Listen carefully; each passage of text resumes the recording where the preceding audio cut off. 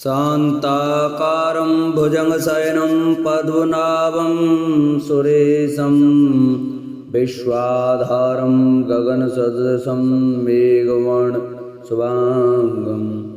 लक्ष्मीकान्तं कमलनयनं योगविद्यार्णगम्यं वन्दे विष्णु भवभयहरं सर्वलोकैकनाथं। जय श्री कृष्णा। नमस्कार दोस्तों, स्वागत है आप सभी का मेरे YouTube चैनल आर के भक्ति में। प्रिय भक्तजनों, आज की वीडियो में हम आपको जया एकादशी की व्रत कथा सुनाएंगे। तो सभी भक्तजन हमारी जया एकादशी की व्रत कथा को बड़े श्रद्धा भाव और प्रसन्न चित्त मन से सुने। आइए भक्तों, कथा को प्रारंभ करते हैं। उससे पहले जो भक्त हमारे चैनल पर नए जुड़े हैं, जिन्होंने अभी तक हमारे चैनल को सब्सक्राइब नहीं किया है, वो हमारे चैनल को सब्सक्राइब करें, वीडियो को लाइक करें और कमेंट में ओम नमो भगवते वासुदेवाय जय श्री कृष्णा अवश्य लिखें। बोलो एकादशी माता की जय, बोलो विष्णु भगवान की जय। धर्मराज युधिष्ठिर बोले, हे भगवान, आपने माघ मास के कृष्ण पक्ष की षटतला एकादशी का अत्यंत सुंदर वर्णन किया। आप स्वेदज, अंडज, उद्वेज और जरायु चारों प्रकार के जीवों के उत्पन्न, पालन तथा नाश करने वाले हैं। अब आप कृपा करके माघ शुक्ल एकादशी का वर्णन कीजिए। इसका क्या नाम है, इसके व्रत की क्या विधि है और इसमें कौन से देवता का पूजन किया जाता है। श्री कृष्ण कहने लगे, हे राजन, इस एकादशी का नाम जया एकादशी है। इसका व्रत करने से मनुष्य ब्रह्म इत्यादि पापों से छूटकर मोक्ष को प्राप्त होता है तथा इसके प्रभाव से भूत पिशाच आदि योनियों से मुक्त हो जाता है। इस व्रत को विधि पूर्वक करना चाहिए। अब मैं तुमसे पद्म पुराण में वर्णित इसकी महिमा की एक कथा सुनाता हूँ। देवराज इंद्र स्वर्ग में राज्य करते थे और अन्य सब देवगण सुखपूर्वक स्वर्ग में रहते थे। एक समय इंद्र अपनी इच्छा अनुसार नंदन वन में अप्सराओं के साथ विहार कर रहे थे और गंधर्व गान कर रहे थे। उन गंधर्वों में प्रसिद्ध पुष्पदंत तथा उसकी कन्या पुष्पवती और चित्रसेन तथा उसकी स्त्री मालिनी भी उपस्थित थे। साथ ही मालिनी का पुत्र पुष्पवान और उसका पुत्र माल्यवान भी उपस्थित थे। पुष्पवती गंधर्व कन्या माल्यवान को देखकर उस पर मोहित हो गई और माल्यवान पर कामबाण चलाने लगी। उसने अपने रूप, लावण्य और हाव भाव से माल्यवान को वश में कर लिया। हे राजन, वह पुष्पवती अत्यंत सुंदर थी। अब वे इंद्र को प्रसन्न करने के लिए गान करने लगे, परंतु परस्पर मोहित हो जाने के कारण उनका चित्त भ्रमित हो गया।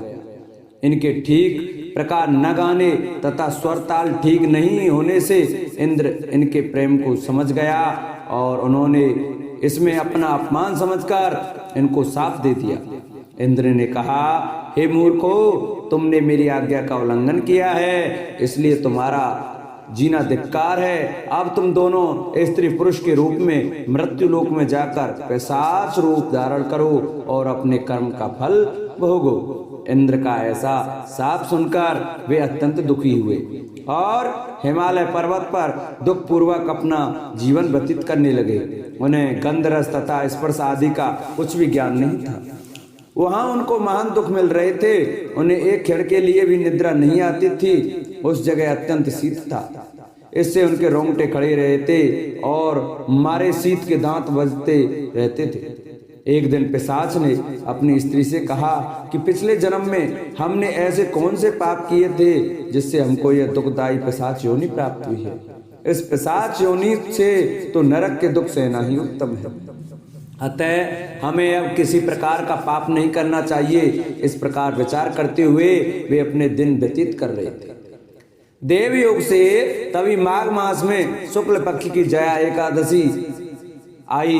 उस दिन उन्होंने कुछ भी भोजन नहीं किया और न कोई पाप कर्म ही किया, केवल फूल फल खाकर ही दिन व्यतीत किया और सायंकाल के समय महान दुख से पीपल के वृक्ष के नीचे बैठ गए। उस समय सूर्य भगवान अस्त हो रहे थे। उस रात को अत्यंत ठंड पड़ी थी। इस कारण वे दोनों शीत के मारे अति दुखित होकर मृतक के समान आपस में चिपट छुट्टे हुए पड़े रहे। उस रात्रि को उनको निद्रा भी नहीं आई। हे राजन, जया एकादशी के उपवास और रात्रि के जागरण से दूसरे दिन प्रभात होते ही उनकी पिशाच योनि छूट गई। अत्यंत सुंदर गंधर्व और अप्सरा की देह धारण कर सुंदर वस्त्राभूषणों से अलंकृत होकर उन्होंने स्वर्गलोक को प्रस्थान किया। उस समय आकाश में देवता उनकी स्तुति करते हुए पुष्प वर्षा करने लगे। स्वर्गलोक में जाकर इन दोनों ने देवराज इंद्र को प्रणाम किया। इंद्र इनको पहले रूप में देखकर अत्यंत आश्चर्यचकित हुआ और पूछने लगा कि तुमने अपनी पिशाच योनि से किस तरह छुटकारा पाया, सो सब बतलाओ। माल्यवान बोले कि हे देवेंद्र, भगवान विष्णु की कृपा और जया एकादशी के व्रत के प्रभाव से ही हमारी पिशाच देह छूटी है।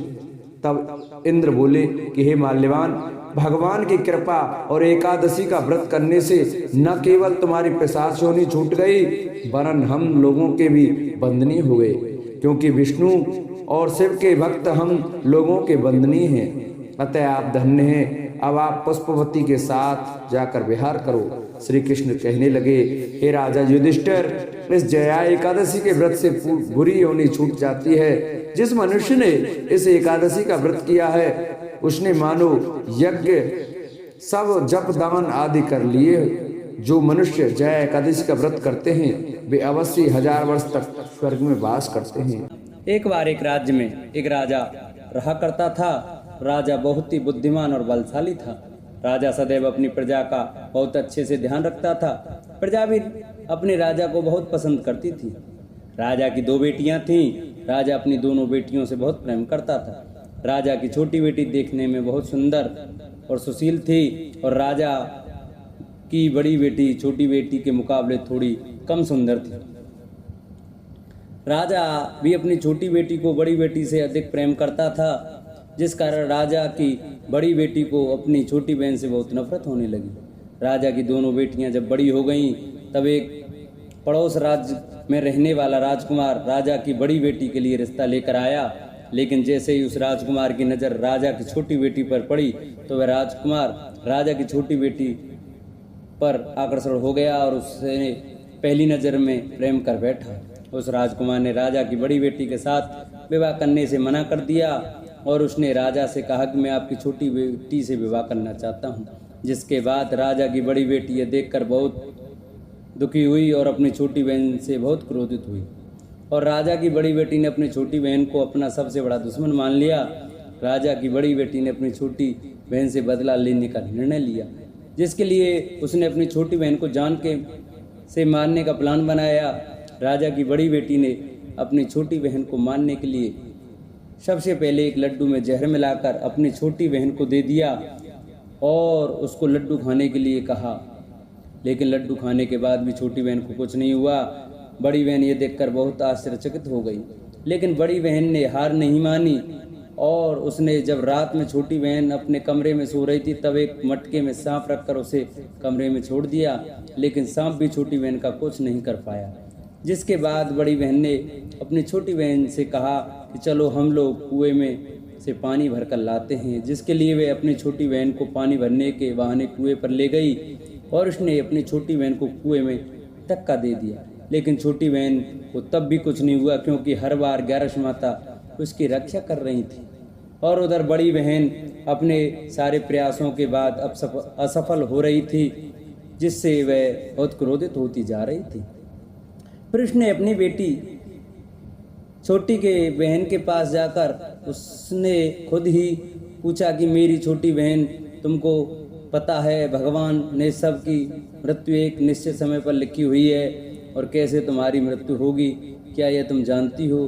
तब छोटी बहन ने अपनी बड़ी बहन को बताया कि हाँ, मैं तो जानती हूँ मेरी मृत्यु कैसे होगी। छोटी बहन से यह सुनकर बड़ी बहन मन ही मन बहुत प्रसन्न होने लगी और उसने अपनी छोटी बहन से कहा कि तो मुझे अपनी मृत्यु का राज बताओ। छोटी बहन ने अपनी बड़ी बहन से कहा कि मेरी मृत्यु तो एक तोते में है, जो तोते के गले में एक हार है, उससे मेरी मृत्यु होगी।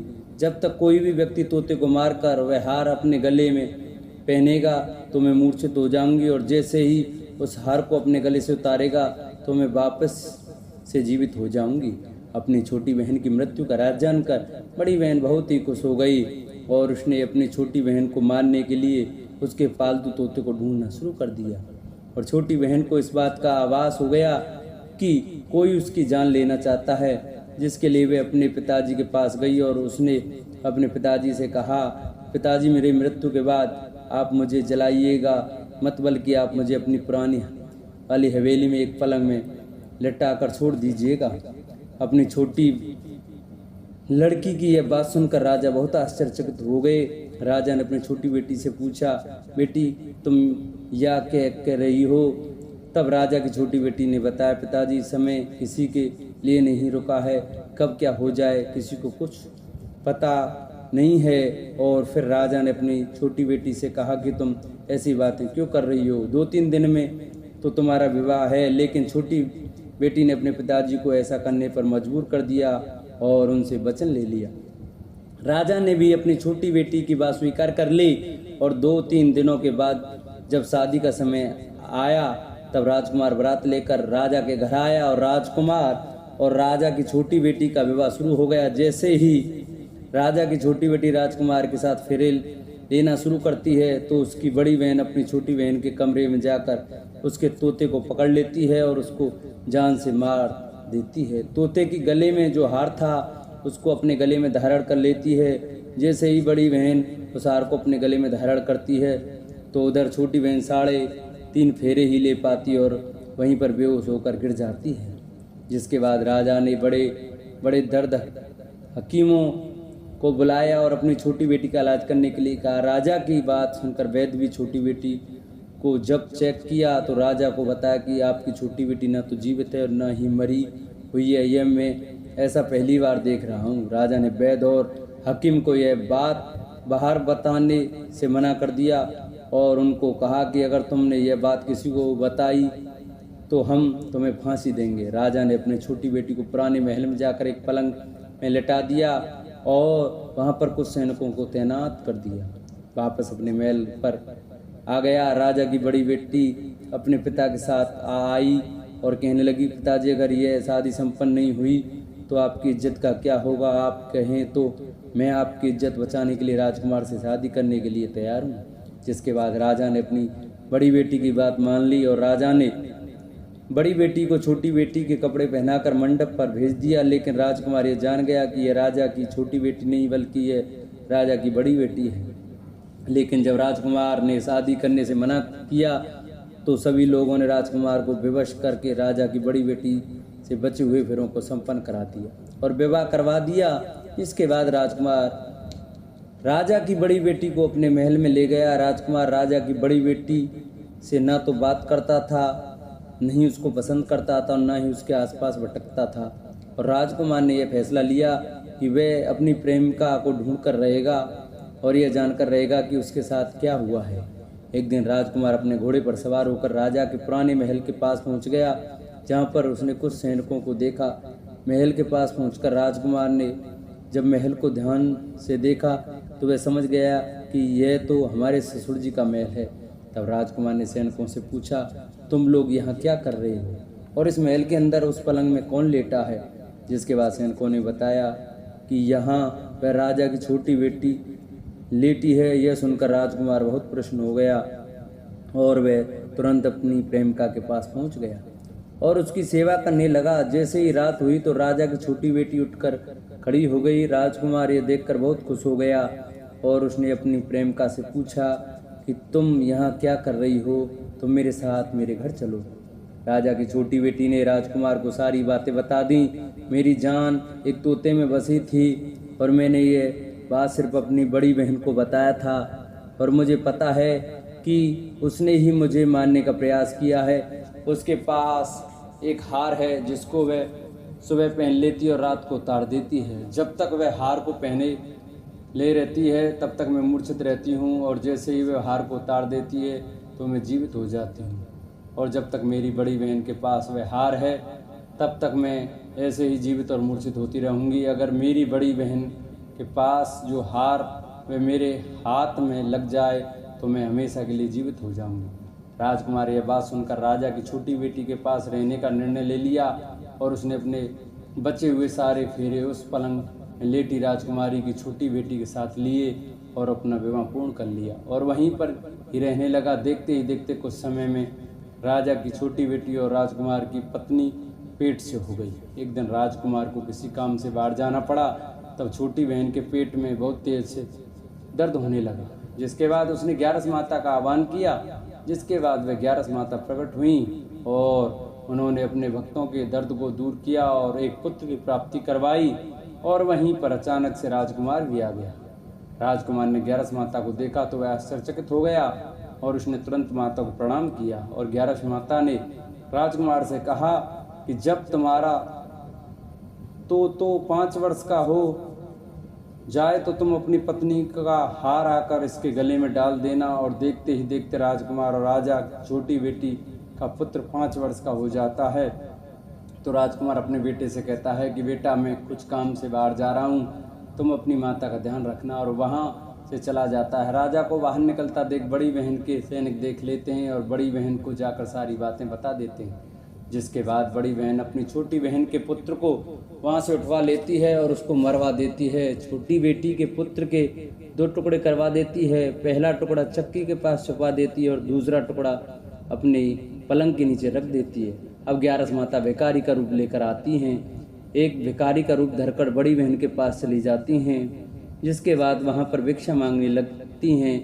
बड़ी बहन अपने नौकरों से कहती है जाकर भिक्षा दे दो, लेकिन जैसे ही नौकर 11 माता को भिक्षा लेने के लिए आते हैं तो माता उन्हें मना कर देती है और कहती है कि मैं तुम्हारी महारानी से ही भिक्षा लूँगी। जिसके बाद बड़ी बहन स्वयं भी भिक्षा देने के लिए माता के पास आती है। तब माता एक बिल्ली का रूप लेकर उसके कमरे में चली जाती है और वहाँ पर छोटी बेटी के पुत्र के 2 टुकड़ों को आपस में जोड़ देती है और उसे जीवित कर देती है। उसे वहाँ से ले जाती है। राजकुमार अपने बेटे को लेकर अपनी पत्नी के पास जाता है और उससे कहता है कि तुम इसका ध्यान रखना, अगर तुम इस बच्चे का अच्छे से ध्यान रखोगी तो मैं तुमसे बात करूँगा। एक दिन राजकुमार अपने बच्चे से कहता है कि तुम मम्मी से उनके गले का हार मांग लो। जिसके बाद राजकुमार का लड़का अपनी मम्मी के पास जाता है और कहता है कि मम्मी, मुझे तुम्हारा हार चाहिए जो तुमने गले में पहन रखा है।